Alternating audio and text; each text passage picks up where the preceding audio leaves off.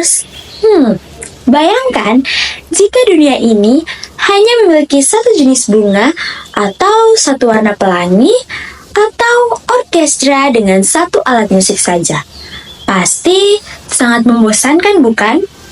Nah, selamat datang di ruang belajar virtual bersama saya, Skolastika Tutolomaking dengan NIM 24224111258, mahasiswa program studi Pendidikan Guru Sekolah Dasar Fakultas Keguruan dan Ilmu Pendidikan Universitas Muhammadiyah Kupang. Saya dari kelas F. Hari ini, mari kita menjelajahi dunia pengetahuan yang menakjubkan tentang membangun persatuan di tengah keberagaman. Nah, hari ini kita akan belajar mengapa perbedaan justru membuat Indonesia kita menjadi negara yang luar biasa. Halo teman-teman, selamat datang di petualangan seru kita hari ini. Aku Arin, dan bersama kalian kita akan menjelajahi keajaiban Indonesia. Coba tebak, berapa banyak suku bangsa yang ada di Indonesia? 100? 500? Atau bahkan lebih dari 1000? Nah, jawaban yang benar akan membuat kalian terkejut. Oke sobat virtual, karena sobat virtual sudah penasaran, yuk kita lihat bersama. Dan ternyata Indonesia punya keberagaman 1340 suku bangsa, 6 agama, 718 bahasa, 2161 komunitas adat yang masing-masing hidup bergotong royong dan punya persatuan dalam kesehariannya. Nah, sobat belajar virtual, ayo kita mulai petualangan kita pada hari ini. Hora, selamat datang di Pulau Sumatera. Rumah bolon dengan atap melengkung khas, tari tortor yang sakral, bahasa Batak dengan berbagai dialek, ikan mas bumbu andaliman atau ikan arsik, dan budaya dengan sistem marga yang kuat dalam adat. Meluncur ke Pulau Istimewa. Selamat datang di Jawa. Dengan Candi Borobudur dan Prambanan, wayang yang diakui UNESCO, batik karya seni yang mendunia, dan bahasa Jawa dengan tingkatan ngoko, madya, dan krama, serta gudeg, gado-gado, dan soto sebagai makanan khasnya. Menyeberang ke Pulau Seribu Sungai Tabe, selamat datang di Kalimantan. Nah, penjaga hutan yang bijaksana yaitu suku Dayak, dengan rumah panjang untuk hidup bersama, tarian kancet yang gagah, Sungai Mahakam, urat nadi kehidupan Kalimantan, dan ayam cincane dan amplang sebagai makanan khasnya. Berlayar ke Sulawesi, pelaut ulung yang terkenal suku Bugis. Rumah tongkonan, rumah adat Toraja yang unik, tari Pakarena yang anggun dari Makassar, tradisi pelayaran yang kuat yaitu yang disebut budaya Bahari, dan Coto Makassar serta palabusa yang menjadi makanan khasnya. Singgah di Pulau Dewata. Om Swastiastu, selamat datang di Bali. Terkenal dengan pura-pura cantik, tari kecak yang memukau, serta sistem irigasi tradisional yang bijak, hari raya yang hening dan khusyuk, serta bebek betutu dan lawarnya. Melompat ke Nusa Tenggara Timur. Mari nama semua, selamat datang di NTT, tanah yang eksotis. Dengan mahar gading gajah sebagai mahar perkawinan, Pulau Komodo, tenun ikat, tarian gawi, tarian yang sakral, rumah adat Sawata Musalaki, serta jagung bose sebagai makanan khas di NTT. Mampir ke Nusa Tenggara Barat, selamat datang di Lombok dan Sumbawa.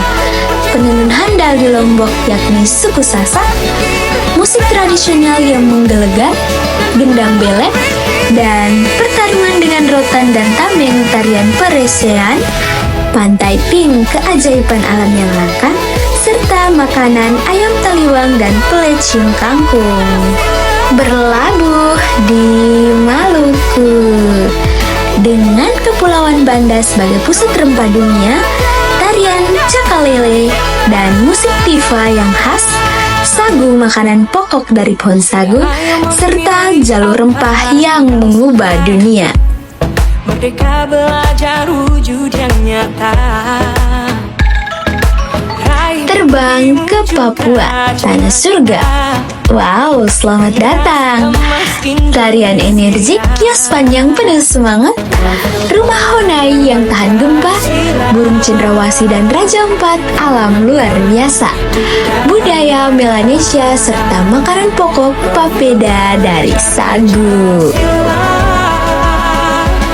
Berkaitan dengan perbedaan akan muncul tantangan. Mengapa perbedaan bisa jadi masalah? Karena beberapa orang mengklaim dirinya untuk tidak bersatu dengan orang lain karena dengan egoisnya mengatakan bahwa berbeda agama, bahasa, serta adat. Nah, yang menjadi pertanyaannya adalah bagaimana warga Indonesia bisa hidup selama 78 hingga 79 tahun ini? Mereka bisa hidup dengan persatuan? Apakah karena Indonesia punya infinity stones? Berikut dampak negatif jika tidak ada persatuan di Indonesia. Yang pertama, perpecahan antar kelompok. Yang kedua, konflik dan permusuhan. Yang ketiga, pembangunan terhambat. Yang keempat, negara menjadi lemah. Yang kelima, mudah dijajah pihak luar. Jadi seperti itu teman-teman, apabila Indonesia tidak punya persatuan. Tenang saja, kita punya solusi ajaib, yaitu Bhinneka Tunggal Ika, berbeda-beda tetapi tetap satu. Bhinneka Tunggal Ika seperti pelangi yang indah. Pelangi punya banyak warna berbeda, tapi semua warna itu menyatu jadi satu pelangi yang indah. Tanpa salah satu warna, pelangi tidak akan sempurna. Begitu juga dengan Indonesia, indah karena keberagamannya. Bhinneka Tunggal Ika merupakan semboyan negara yang berasal dari Kitab Sutasoma karya Empu Tantular pada abad ke-14. Bhinneka Tunggal Ika tertulis pada pita burung Garuda yang berarti bahwa meskipun kita berbeda tetapi kita tetap satu bangsa Indonesia.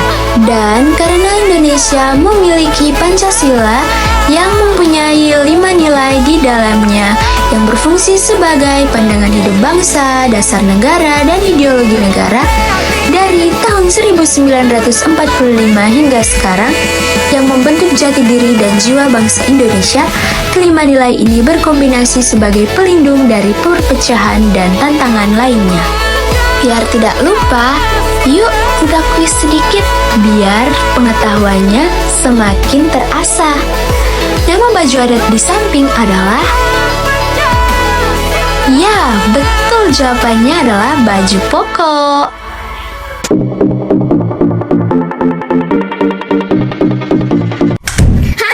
Ya, ini emang kayak gini? Aku nggak tahu, Chloe. Aku kayaknya tahu deh. Emang apa yang terjadi sekarang? Mereka memilih-milih teman berdasarkan agamanya.